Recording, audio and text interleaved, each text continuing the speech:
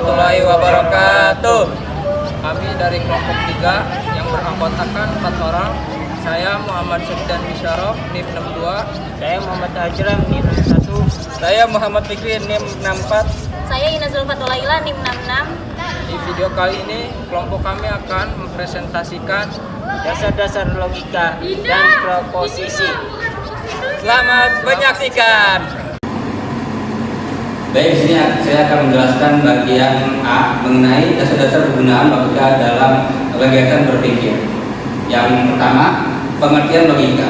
Menurut Lawrence Bagus, logika adalah teori mengenai syarat-syarat penalaran yang sah, penalaran yang bertolak dari satu atau lebih pernyataan yang disebut kesimpulan. Bila kesimpulan berasal dari premis-premis secara niscaya, proses itu disebut deduksi, penalaran deduktif, dan logika deduktif. Bila kesimpulan berasal dari premis-premis dengan derajat kemungkinan, proses itu disebut induksi, penalaran induktif, dan logika induktif. Dan logika adalah strategi berpikir yang dilakukan melalui pertimbangan yang koheren, ada hubungannya antara pernyataan dan jawaban, sehingga disebut juga cara berpikir lurus. Artinya, logika adalah cara menalar yang dapat diterima oleh akal. Mengenai hipotesis, jawaban, dan kesimpulan, jika seseorang memiliki 3 hipotesis terhadap satu objek, maka harus ada 3 jawaban dan 3 kesimpulan. Aras Archimedes, Feyerabend, Vitet and Alget Tempus,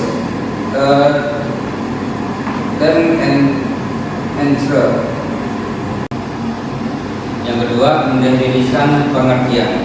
Dalam Kamus Besar Bahasa Indonesia, definisi adalah kata, frasa, atau kalimat yang mengungkapkan makna, keterangan atau ciri utama dari orang, pembicaraan atau studi. Yang ketiga, relasi antara konsep kata makna. Konsep adalah representasi mental abstrak dari suatu objek, ide, atau peristiwa. Konsep merupakan dasar dari pemikiran manusia dan memungkinkan kita untuk mengkategorikan dan memahami dunia sekitar kita.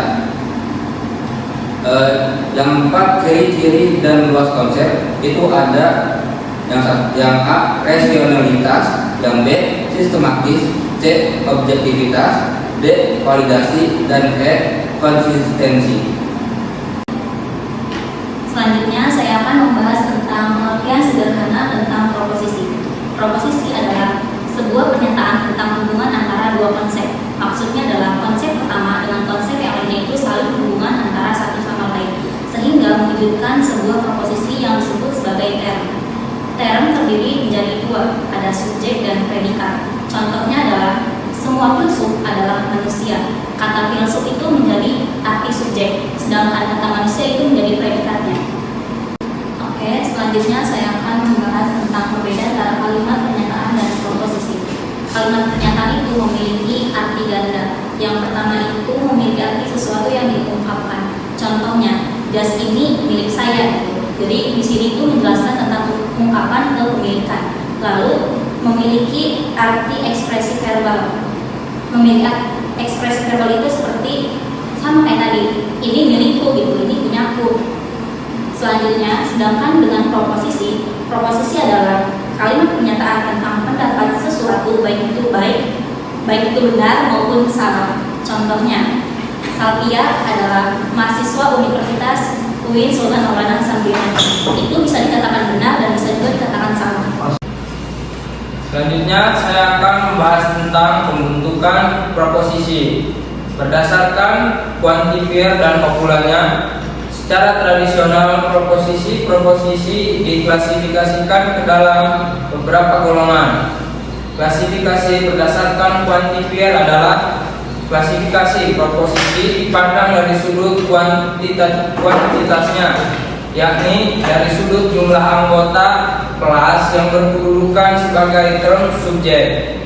Klasifikasi berdasarkan popula adalah klasifikasi proposisi dipandang dari sudut kualitasnya, yakni sudut penentuan apakah term subjek termasuk atau tidak termasuk ke dalam term predikat.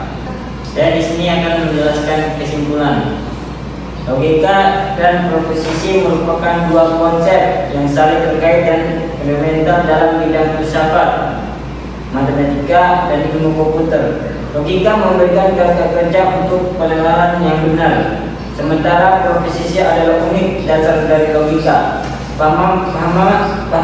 Pemahaman tentang logika dan proposisi sangat penting untuk mengembangkan kemampuan berpikir kritis, menganalisis argumen, dan membuat keputusan yang rasional.